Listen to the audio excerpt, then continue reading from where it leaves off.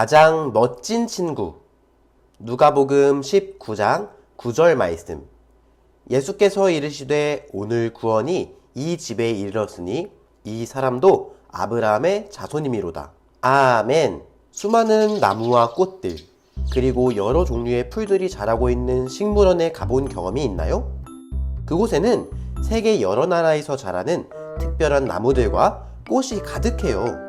탐스러운 열매가 주렁주렁 달린 야자나무, 키가 하늘까지 높이 솟은 멋진 나무들 앞에는 언제나 구경하는 사람들로 붐벼요.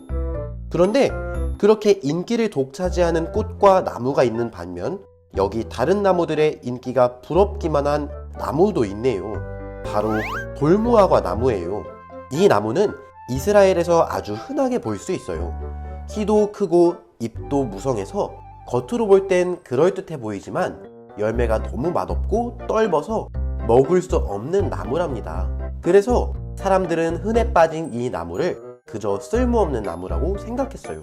그런데 어느 날 아무도 거들떠보지 않는 이 나무 위로 갑자기 누군가 올라가기 시작했어요. 영차! 아주 비싸 보이는 옷을 입은 걸 보니 큰 부자가 확실한데 도대체 왜 나무를 기어 올라가고 있는 걸까요? 분명히 아주 중요한 이유가 있을 것 같아요. 이 사람의 이름은 삭개오예요. 그의 직업은 세리예요. 이스라엘 백성에게 세금을 걷어서 로마 사람들에게 갖다 바치는 일을 하는 사람이에요. 삭개오는 그 일을 하는 사람 중에서도 가장 높은 사람이었어요. 하지만 키는 다른 사람들보다 매우 작았어요. 사람들은 삭개오를 무척 싫어했어요.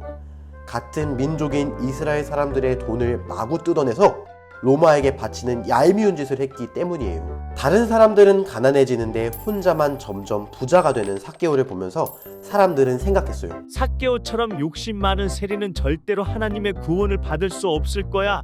그 누구도 삭개오의 편을 들어주거나 그와 가까이 지내려 하지 않았어요. 삭개오의 재산은 점점 많아졌지만 그의 마음은 점점 외로워졌어요. 그런 삭개오가 하루는 놀라운 소식을 들었어요. 요즘 사람들에게 인기 최고인 예수님이란 분이 그가 사는 동네에 오셨다는 소식이에요. 삭개오는 심장이 두근두근했어요.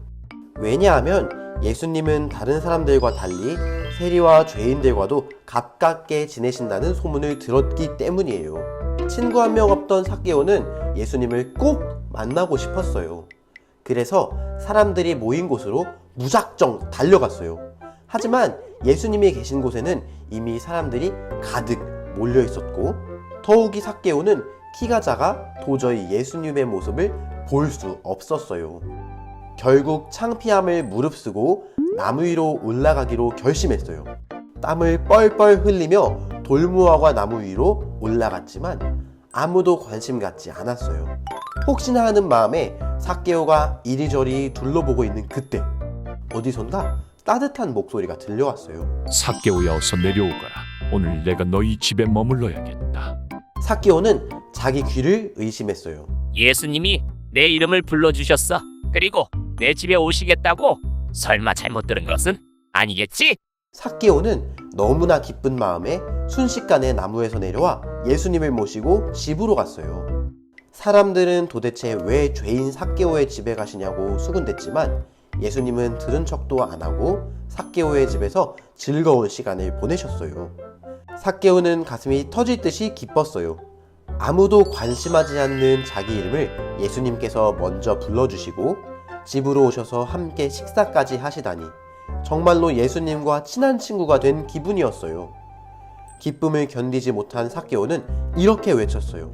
주님, 제가 가진 소유의 절반을 가난한 사람들에게 나누어 주겠습니다. 그리고 만약에 남의 것을 속여서 빼앗은 것이 있다면 4배로 갚겠습니다. 그 말을 들으신 예수님께서 흐뭇한 얼굴로 말씀하셨어요. 오늘 이 집에 구원이 찾아왔다. 이 사람도 아브라함의 자손이다. 하나님께서는 삭개오와 같은 죄인들을 구원하시기 위해 예수님을 이 땅에 보내주셨어요. 사람들은 삭개오를 싫어하고 피했지만 예수님은 그의 친구가 되어주셨고 삭개오는 구원의 주인공이 되었어요. 창피함을 무릅쓰고 나무에 올라간 삭개오의 용기가 있었기에 키 작은 삭개오도 쉽게 올라갈 수 있는 돌무화과 나무가 있었기에 가능한 일이었어요. 식물원에는 크고 멋진 나무들도 많지만 사람들의 관심을 받지 못하는 돌무화과 나무 같은 식물들도 있어요. 크고 멋진 나무들 뿐만 아니라 이름을 알 수 없는, 관심을 받지 못하는 나무들이 어우러져 멋진 식물원이 되지요.